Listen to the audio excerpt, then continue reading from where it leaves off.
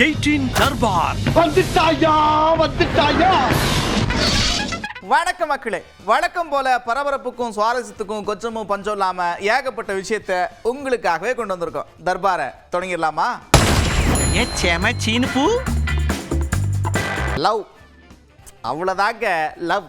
ஏப்பா இப்ப எதுக்குப்பா அதை சொல்றடி கேட்டீங்கன்னா, சிவகங்கை மாவட்டம் திருப்பத்தூர் பையனுக்கும் அமெரிக்க வனப்பெண்ணுக்கும் டும் டும் டும் டும் டும் எங்கேயும் காதல் ஆடின்ற மாதிரி ஒரு கல்யாணம் நடந்திருக்கு. ஒரு வாழ்த்தை போட்டுருவோமா?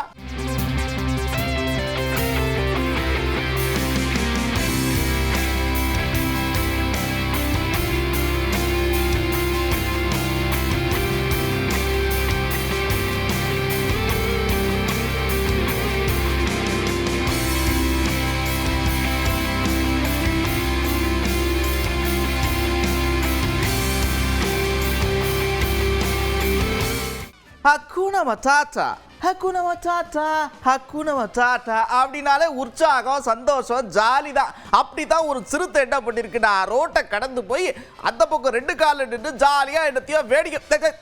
என்னத்தை பார்க்குற சொல்லு, நாங்களும் பார்ப்போம்ல.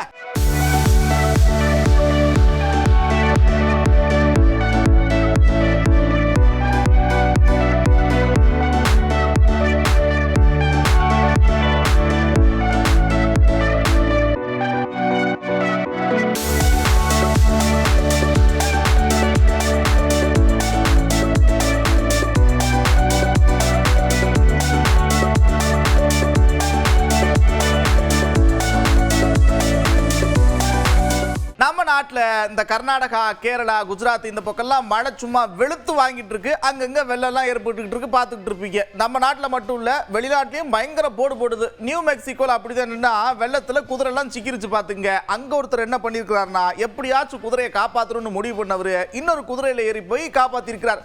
சிலர் இதை விமர்சனம் பண்ணுறாங்க, இருந்தாலும் தன்னோட உயிரையே பணையம் வச்சு காப்பாற்றிருக்கிறார். Le vale verga mi compa, le vale verga mi compa. Voy a ir a salvar los caballos de mi compa.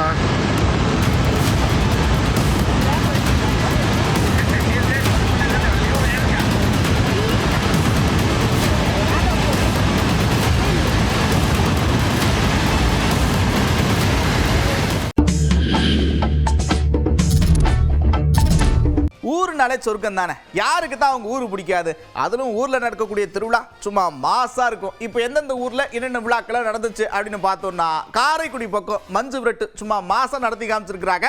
அடுத்து அப்படியே ஆரணி பக்கம் வண்டி விட்டோன்னு வச்சுக்கோங்களேன், எருது விடும் திருவிழா. எத்தனை காடை சும்மா சீறி பாயுது, அப்பா அனல் பறக்குது. அடுத்து அப்படியே ஒட்டப்பிடாரம் பக்கம் போனோம்னா மாட்டு வண்டி எல்கை பந்தயம் நடத்தி முடிச்சிருக்கிறாங்க.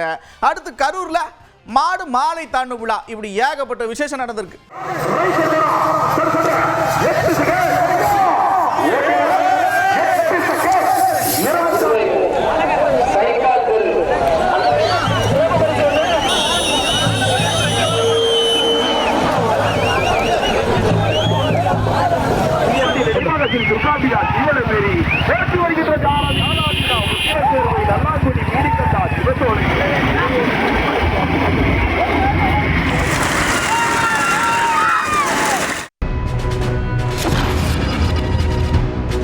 இது ஒரு பொன் மாலை பொழுது தரதரஹே ஹாலல்லா.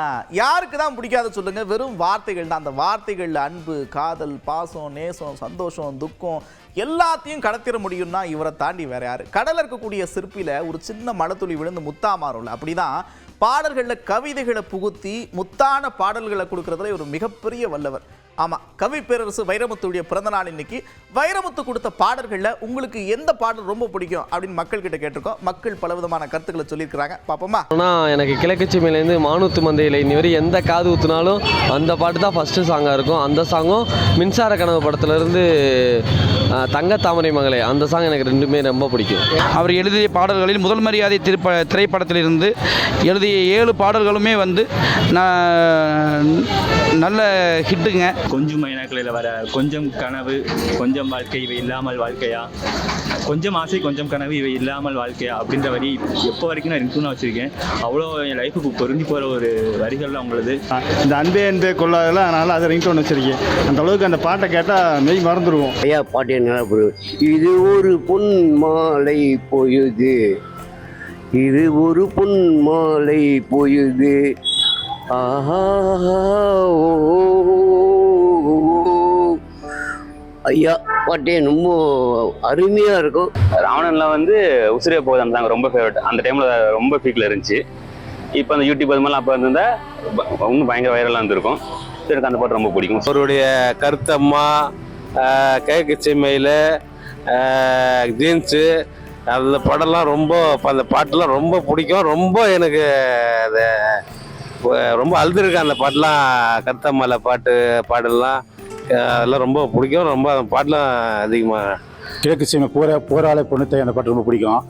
அப்புறம் ஜீன்ஸில் வந்து ஐரே ஐரே அப்பா அந்த பாட்டு எனக்கு ரொம்ப பிடிக்கும். பால் கறந்து அதை கொண்டு போய் ஊற்றுகிறவன் அதை கேட்டு ஒவ்வொருத்தவனும் மெய்சிலிர்த்து விட்டார்கள். அப்படிப்பட்ட அந்த பாடல் வந்தேண்டா பால்காரன் என்கிற அந்த பாடல் உங்கள் அனைவருக்கும் தெரிந்த பாடல், நீங்கள் அனைவரும் கேட்ட பாடல் தான். ஒரு கிளி பொறுகுது உரிமையில் பழகுது ஓ மைனா மைனா, குறும்புகள் தொடருது அரும்புகள் வளருது ஓ மைனா மைனா, தளரிது மானா, இது ஒரு தொடர்கதை தானா என்ற வரிகள் எனக்கு மிகவும் கவர்ந்த வரிகள் என்பதை நினைவுபடுத்துகிறேன். ஆவதும் பெண்ணாலே மனிதன் அழிவதும் பெண்ணாலே, வாழ்வதும் பெண்ணாலே அவனே தாழ்வதும் பெண்ணாலே. எனக்கு அண்ணாமலை பதத்தில் வரும் அந்த வந்தேந்தா பால்காரன் என்னும் பாட்டு எனக்கு ரொம்ப பிடிக்கும்.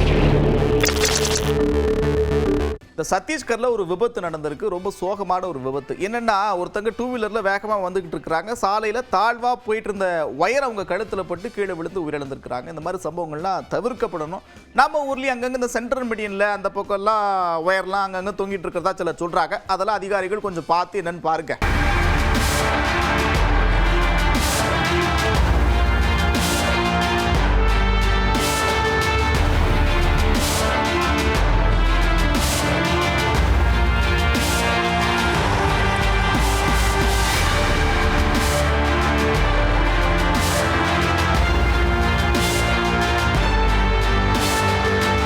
ஏப்பா இத்தனை நாள் இங்கேயா இருந்த, இது தெரியாம நான் இருந்திருக்கிறேனே அப்படின்னு ஒருத்தர் ஷாக் ஆயிருக்கிறாரு மத்திய பிரதேசத்தில். என்னப்பான்னு கேட்டிங்கன்னா, தொழுவத்திலேருந்து கிட்டத்தட்ட ஒரு 60 நாகப்பாம்பு குட்டிகளை மீட்டெடுத்திருக்கிறாங்க. தயவு செஞ்சு அந்த தொழுவம் வச்சிருக்கிறவங்க இந்த வீட்டு பக்கத்தில் அசுத்தமாக இருக்கக்கூடிய இடங்கள், இந்த மாதிரி இடங்கள்ல கொஞ்சம் கூடுதல் கவனத்தோடு இருங்க.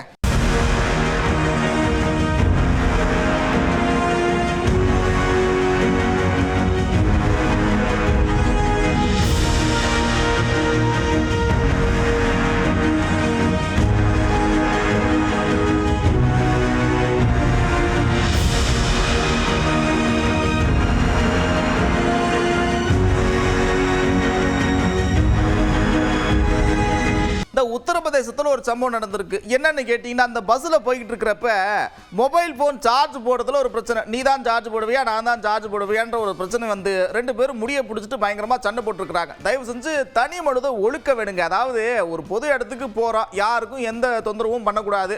நம்ம மொபைலில் முழுசாக சார்ஜ் இருக்கா இது எல்லாத்தையும் பார்த்துட்டு போகணும். இந்த மாதிரி பொது வெளியில் யாருக்கும் எந்த சங்கடத்தையும் ஏற்படுத்தாதீங்க.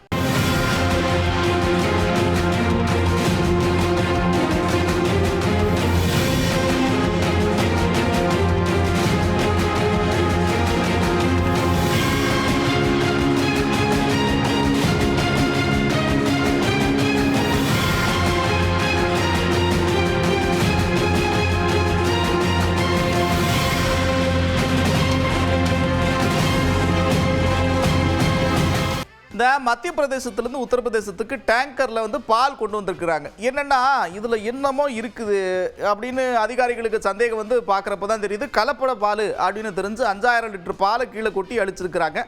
குழந்தைங்களாம் குடிக்கக்கூடிய ஒரு பொருள், இதில் கூட கலப்படம் பண்ணுவீங்களா அப்படின்னு எல்லாரும் கேள்வி எழுப்பியிருக்கிறாங்க.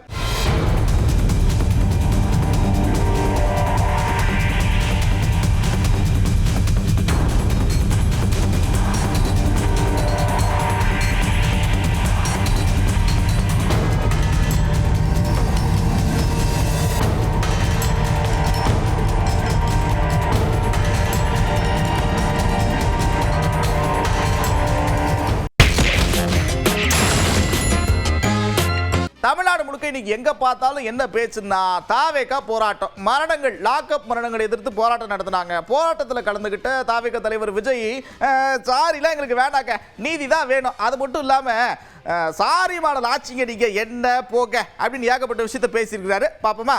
உங்களுடைய ஆட்சி காலத்துல இதே மாதிரி போலீஸ் விசாரணையில 24 பேர் இறந்து போயிருக்கிறாங்க. அந்த 24 பேரோட குடும்பத்துக்கும் நீங்க சாரி சொன்னீங்களா? தயவு செஞ்சு சாரி சொல்லிருங்க. அஜித் குமார் அவர்கள் குடும்பத்துக்கு நீங்க கொடுத்த நிவாரணம் மாதிரி இந்த 24 பேர் குடும்பத்துக்கும் நீங்க நிவாரணம் கொடுத்தீங்களா? தயவு செஞ்சு நிவாரணம், அந்த நிவாரணத்தையும் கொடுத்துருங்க. ஜபராஜ் பெனிக்ஸ் அந்த கேஸ் சிபிஐக்கு மாத்தினப்போ இது தமிழ்நாட்டோட காவல்துறைக்கு அவமானம்னு சொன்னீங்க. இன்னைக்கு நீங்க உத்தரவிட்டதுக்கு பேர் என்னங்க சார்? அதேதானே அன்னைக்கு நீங்க சொன்னதும் இன்னைக்கு நடக்கிறதும் அதே தானே? அதே சிபிஐ தானே? அதே சிபிஐ ஆர்எஸ்எஸ் பிஜேபியோட கைப்பாவையா தான் இருக்கு. ஏன் நீங்க அங்க போய் ஒளிஞ்சுக்கிறீங்க? ஏன்னா தமிழக வெற்றி கழகம் டிவிகே சார்பா நீதிமன்றத்தோட நேரடி கண்காணிப்புல ஒரு சிறப்பு புலனாய்வு குழு விசாரணை அமைக்கணும்னு ரொம்ப ஸ்ட்ராங்கா கேட்டிருக்கோம். அதனால அந்த பயத்துல நீங்க ஒன்றியத்தோட ஆட்சிக்கு பின்னாடி நீங்க போய் ஒளிஞ்சுக்கிறதுக்கு காரணம். ஒரு பக்கம் இவர் விமர்சனங்களை அள்ளி வீச, இன்னொரு பக்கம் இவர் என்ன சொல்றாருன்னா, பார் முழுசா சந்திரமுகியா மாறி இருக்கக்கூடிய மனைவி கங்காவை பார் அப்படின்ற மாதிரி முழுசாவே மாறிட்டாரு, மாறி நிக்கிறாரு அப்படின்னு விமர்சனத்தை வச்சிருக்கிறாரு. யார் மேல என்ன சொன்னாரு அப்படின்றத பாப்போமா? இதெல்லாம் பார்த்துதான் நம்ம களத்துல இறங்கி பொண்ணு வரிசையில தேர்தல் வரிசையில யாராலையும் குடிக்க முடியாத அளவுக்கு தூரத்துல முதல் இடத்துல போயிட்டு இருக்கிறோம். இதெல்லாம் பார்த்துதான் நம்ம எதிர்கட்சி தலைவர் திரு எடப்பாடி பழனிசாமி அவர்களுக்கு பதட்டம் வந்துருச்சு. என்ன சொல்றாரு? நம்முடைய ஓரணியை தமிழ்நாடு ஒண்ணு எடுத்து அவர் கிண்டல் பண்றாரு, விமர்சனம் பண்றாரு. என்ன சொல்லிடுறாரு? திமுககாரங்க தேர்தல் வந்து தமிழ்நாட்டு மக்களுடைய வீட்டு கதவை எல்லாம் போய் கட்டுறாங்க அப்படின்னு விமர்சனம் செஞ்சிருக்கிறாங்க. நாம தமிழ்நாட்டு மக்களுடைய கதவுகளை உரிமையோட கட்டுறோம். இந்த மாதிரி எடப்பாடி பழனிசாமி மாதிரி அமித்ஷா வீட்டு கதவையோ இல்ல கமலாலயன் வீட்டு கதவையோ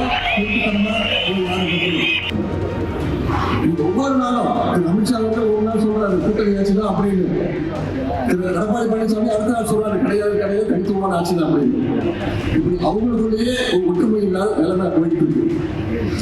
நான் என்ன சொல்றேன், 2 பேரும் போட்டி போட்டு பண்ணிட்டு இருந்தாங்கன்னா தமிழ்நாட்டில் ஒரு தொகுதியில கூட டெபாசிட்டை கூட வாங்காது அந்த கூட்டணி.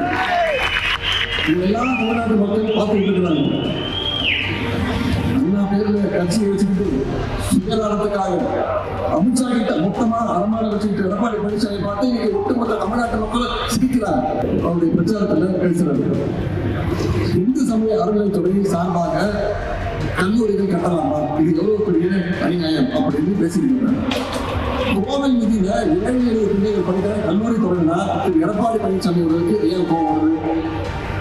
இந்து சமய அறநிலைத்துறையே இருக்கக்கூடாதுன்னு சொல்ற பாஜகவோட கூட்டணி வச்சதுனால இன்னைக்கு எடப்பாடி பழனிசாமி அவர்களும் ஒரு முழு சைனியா மாறி இருக்காரு.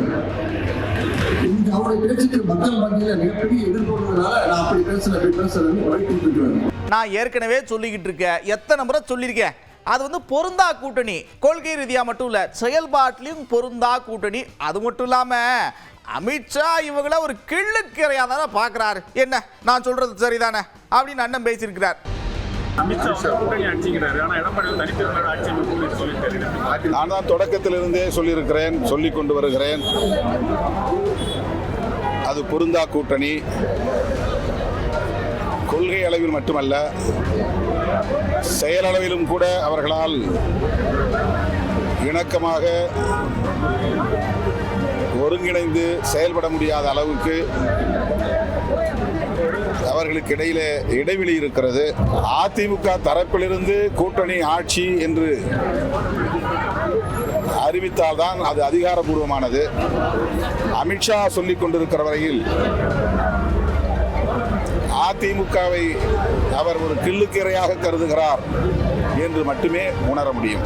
ஒரு பக்கம் அமித்ஷா சொல்றதா வேத வாக்குன்னு அவர் சொல்ல, இல்ல எங்க பொதுச் செயலாளர் சொல்றதா வேத வாக்குன்னு இவர் சொல்ல, இப்படி மாறி மாறி வாக்குன்னு சொல்லிக்கிட்டு இருந்தா மக்கள் யாருக்கே வாக்கு போடுறது அப்படின்ற ஒரு குழப்பம் வருது அப்படின்னு நிறைய பேர் பேசிக்கிறாங்க.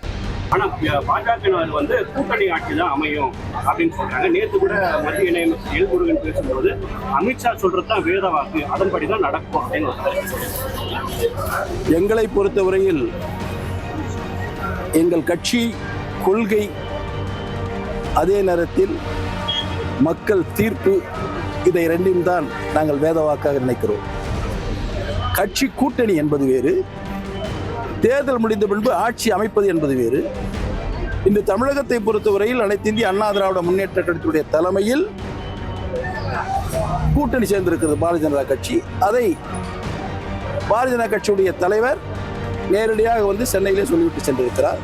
இடையிலே பல்வேறு கருத்துக்கள் வரலாம். அந்த கருத்துக்களுக்கெல்லாம் பதில் சொல்லிக் கொண்டிருக்க வேண்டிய சூழல் இப்பொழுது இல்லை.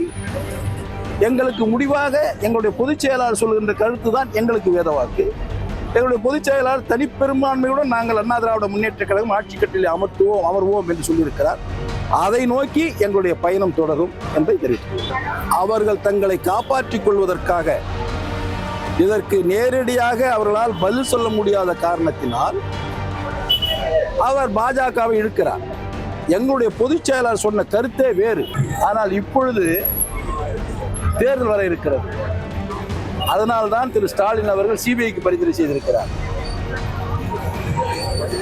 திரு விஜய் அவர்கள் சொன்னதில் எந்தவித தவறான கருத்தும் இல்லை, சரியாகத்தான் சொல்லியிருக்கிறார். அண்ணன் கேபி முனுசாமி இப்படி சொல்ல, இவர்கிட்டயும் ஒரு 2 கேட்டுருவா அப்படின்னு செல்லூர் ராஜுகிட்டையும் கேள்வி கேட்டிருக்கிறாங்க மக்கள். அவர் என்ன சொல்லியிருக்கிறாருன்னா, அந்த கூட்டத்தில் குழப்பத்தை ஏற்படுத்துறதுக்கு ஏகப்பட்ட முயற்சியெல்லாம் நடக்குது, நோ நெவர், இந்த ஆசையெல்லாம் நிறைவேறாது அப்படின்னு சொல்லியிருக்கிறார். இந்த கூட்டணி, இந்த ஆட்சி அமைக்கிறது முழுக்க பொதுச் செயலாளர் விவரமாக சொல்லிட்டார்.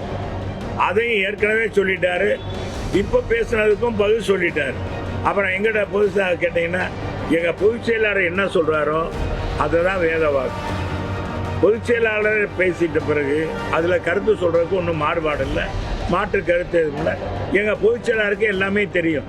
தமிழ்நாட்டு மக்களுடைய மனநிலை என்ன என்பதை அறிந்து புரிந்தவர் எங்களுடைய பொதுச் செயலாளர். இன்னைக்கு கூட்டணியில் வந்து ஒரு குழப்பத்தை உருவாக்கணும்னு நிச்சயமாக யாரும் நினைக்கக்கூடாது.